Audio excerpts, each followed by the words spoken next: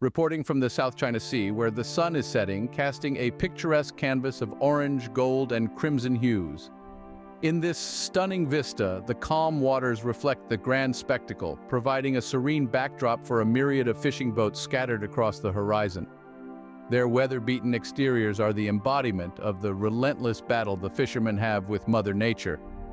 The silhouette of these vessels, set against the setting sun, paints a cinematic scene of tranquility. But let's not overlook the idyllic islands dispersed in this seascape.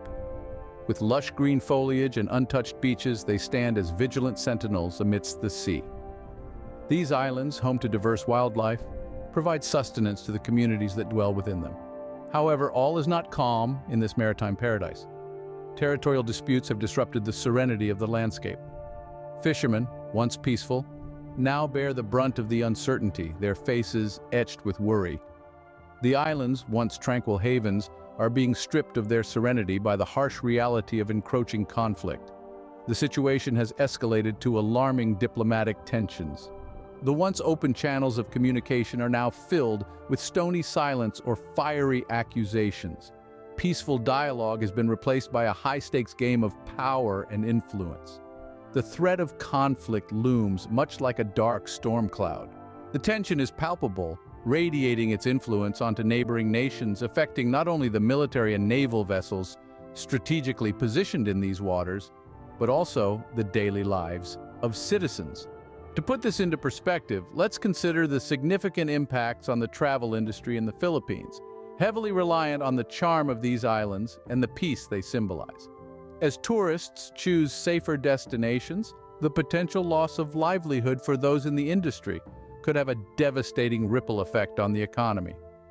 This is the current state of affairs in the South China Sea, where uncertainty clouding the lives of citizens and the potential impacts on the travel industry loom ominously. Recently, tensions have escalated between China and the Philippines over confrontations in the South China Sea. This notable escalation has resulted from a series of recent events that have left political and social landscapes bristling with tension and uncertainty. The bilateral relations between these two nations have rarely been free of friction, but the recent incidents appear to have triggered an unprecedented diplomatic crisis. At the center of this crisis is the figure of President Ferdinand Marcos of the Philippines. A charismatic leader known for his fervor and patriotism, Marcos has emerged as a vocal critic of China's actions in the region. He has been vociferous in expressing his displeasure and concern over the rising tensions.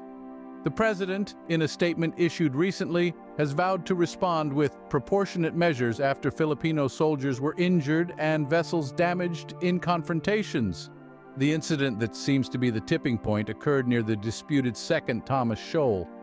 Filipino soldiers were on board a supply vessel that was blocked by Chinese vessels. This action by the Chinese was seen as an act of aggression by the Filipino government. The blockage resulted in a tense standoff that led to a collision causing injuries to the Filipino soldiers and damaging their vessels. The Philippines, known for its strong stance maintaining regional peace, was quick to accuse China of the aggressive actions. The statement issued by the Philippines Ministry of Foreign Affairs emphasized that these actions were unacceptable. The Philippine government further highlighted that blocking the supply vessel was a clear violation of international maritime laws and norms. The incident spurred public outrage, with protests being held across the country demanding justice for the injured soldiers. China, however, has a different perspective on the matter. The country defended its actions, stating that they were merely enforcing their territorial rights. According to China, the supply vessel was intruding into their waters, which prompted them to. The Chinese government stated that their actions were completely within the ambit of lawful regulation and interception of a foreign vessel. The ongoing tension between these two countries is something the international community is watching with bated breath. As the situation continues to unfold, both nations remain steadfast in their stance, accusing each other of escalating the conflict. The South China Sea, a crucial trade route and a region rich in resources, has become a hotbed of contention and discord. China, in response, defended its actions as lawful regulation and interception of a foreign vessel intruding into its waters. As this unsettling situation unfolds, the international community has been far from silent. Their combined voices echo with concern and uncertainty, the harbingers of a future potentially wrought with discord. Among the global players, there are a few who have taken a more explicit stance, offering their support, both verbally and tacitly, to the crux of the conflict. The United States, a behemoth in the theater of international relations and diplomacy, has emerged as one such entity. Claiming a lead role in the narrative, the U.S. has raised its voice, expressing its unwavering support for the Philippines, a nation challenging the winds of status quo. This support is not merely a superficial declaration, but it underlines the salient aspects of justice, rights, and the inviolability of sovereign territories. For the Philippines, the disputed waters represent a question of national pride, the fight for sovereignty, and the defense of their territorial integrity. For the United States, this serves as an opportunity to not only uphold the principles of international law, but also to reinforce its position in the Southeast Asian region. As a result, the U.S. has voiced its support for the Philippines in its quest to assert its rights and stake its claim on the disputed waters. Despite the complexities of international politics, President Marcos of the Philippines has remained steadfast in his pursuit of justice and recognition for his homeland.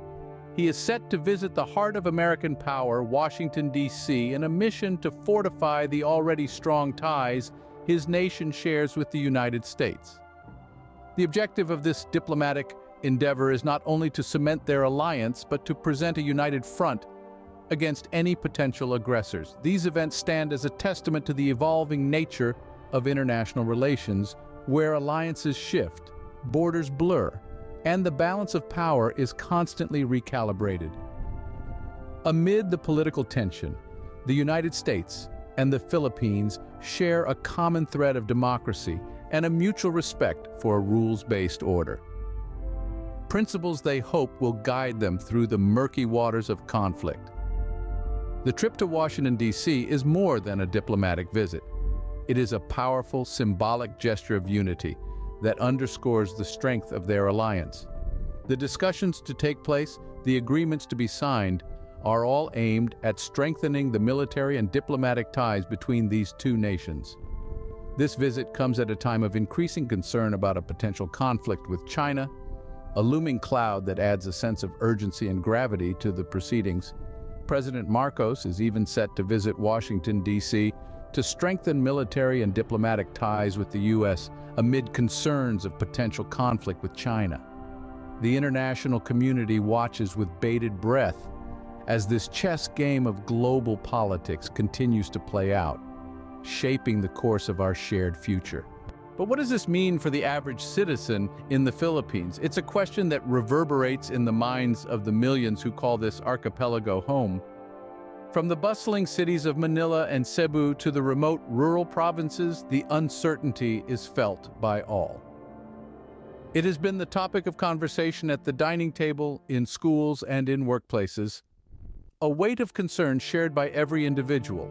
The potential fallout from this territorial dispute goes beyond mere map lines and borders, itself entwined with the very identity of the Philippines, a nation that has been shaped by its geography and its position within the vast expanse of the Pacific.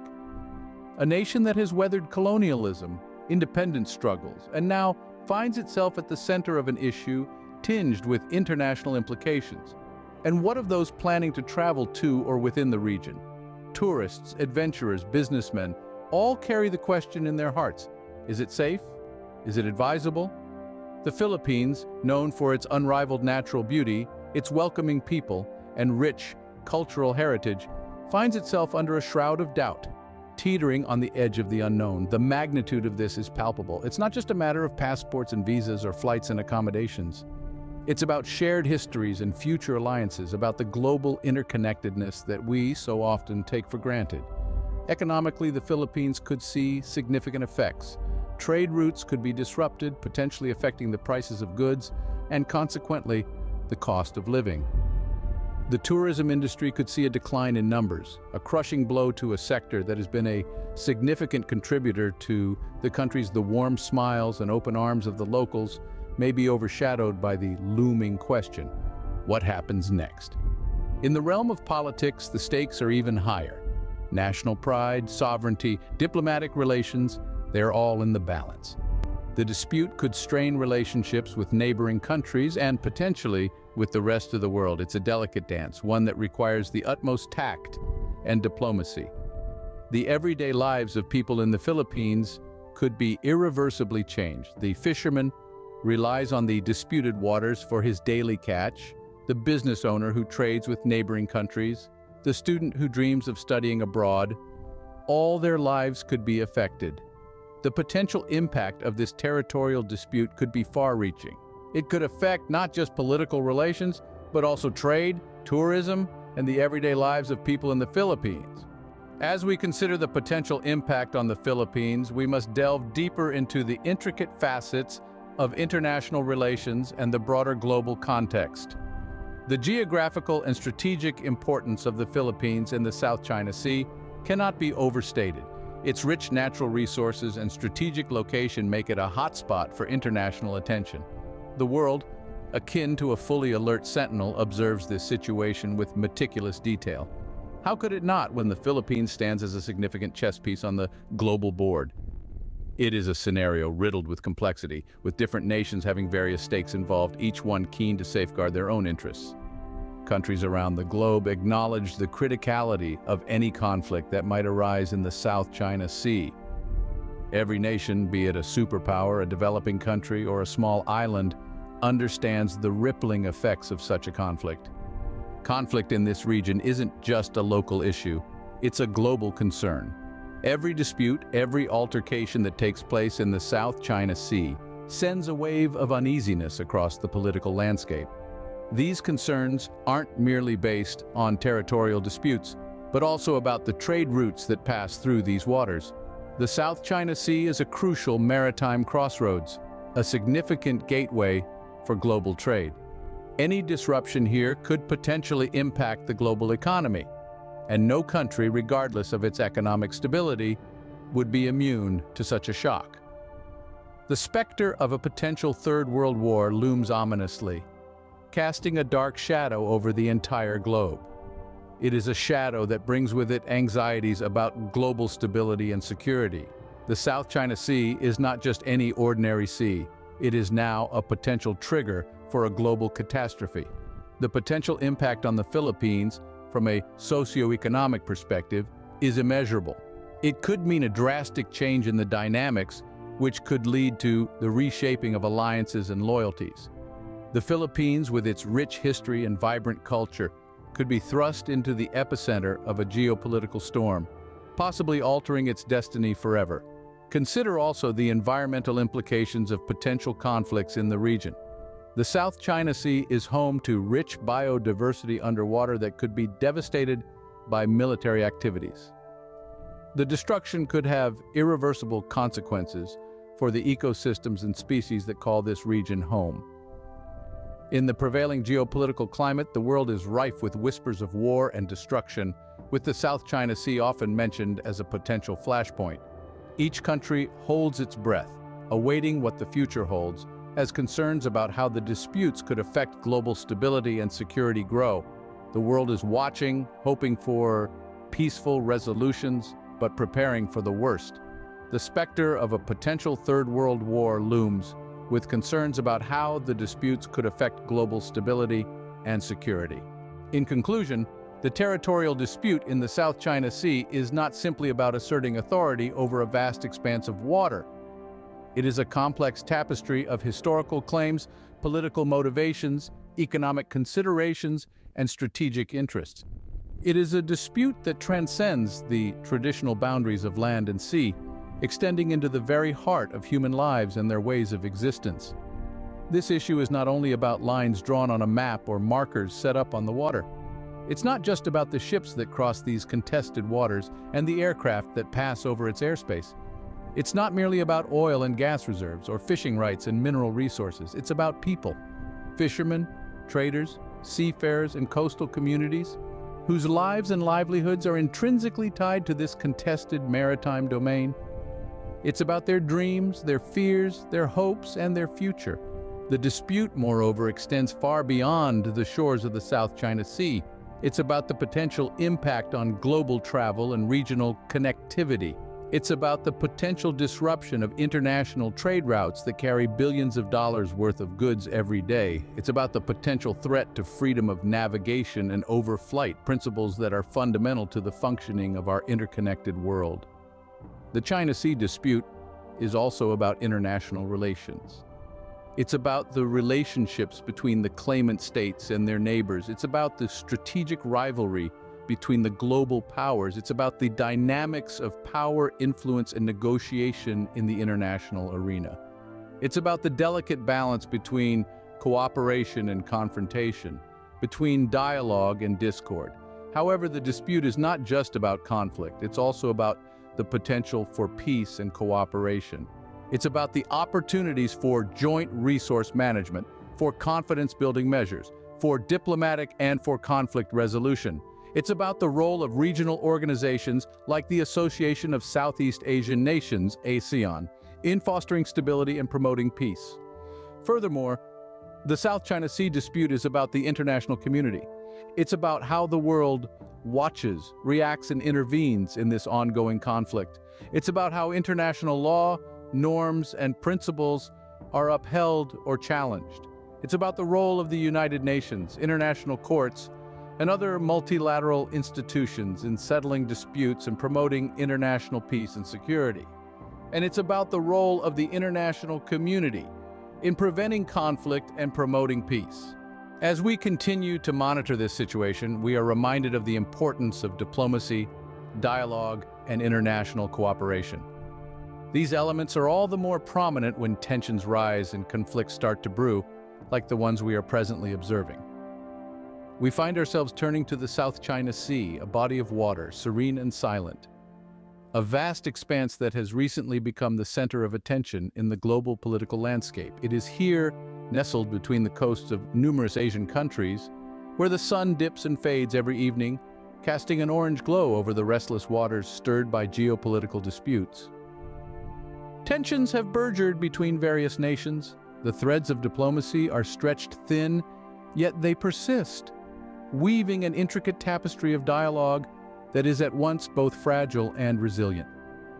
As dialogues echo in the halls of power, each word and phrase is measured, calculated for their potential to alleviate tensions or inadvertently escalate them.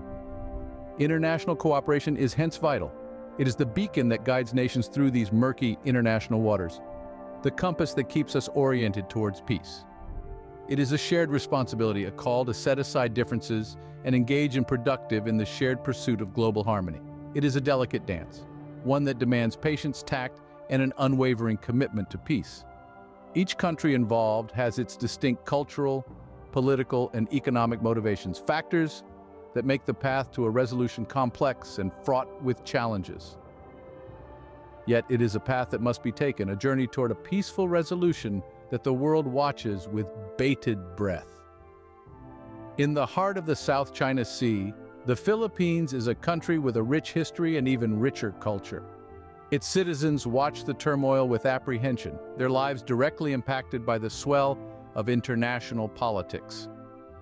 Yet despite these trials, they are resilient, their spirit unbroken in the face of uncertainty. Their courage serves as a reminder and a beacon of hope for others around the globe. We must remember that the world is larger than the sum of our individual interests.